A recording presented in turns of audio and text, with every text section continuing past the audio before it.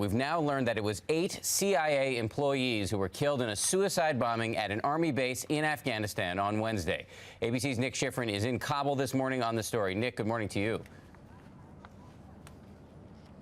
Good morning, Dan. This is how one former CIA official describes it. This was the agency's Pearl Harbor, the single worst day for the CIA since 1983, when the Beirut embassy was destroyed. Now, of course, everybody here is asking the same question. How did this bomber get past 3 layers of security and actually get into the gym in order to detonate himself? One possible answer, Western officials tell us that the bomber was dressed in an Afghan army uniform, and the Taliban actually called us to claim that their bomber was a member of the Afghan army, or actually someone who had infiltrated the army in order to take out this attack. Now, either way, whether that claim is right, the fact is this will have a huge impact on the U.S. and the region. The CIA, in many ways, are the eyes and ears for the U.S., and this will reduce the U.S.'s ability to collect intelligence along the Afghan-Pakistan border.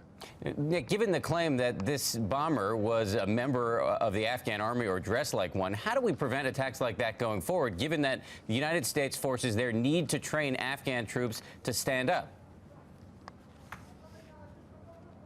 You hit the nail on the head, Dan. The fact is that U.S. officials are willing to allow a level of vulnerability for their bases because they feel that the only way to train Afghan forces, the only way to bring long-term security to Afghanistan is to integrate these U.S. bases with Afghan soldiers. And the fact is it's almost a necessary evil to allow Afghans onto these bases, but a more important one than preventing them from going on, because the only way to get security is to train those Afghan soldiers alongside U.S. soldiers. Dan? Another reminder of the perils our men and women overseas are facing. Nick Schifrin in Kabul, thank you very much.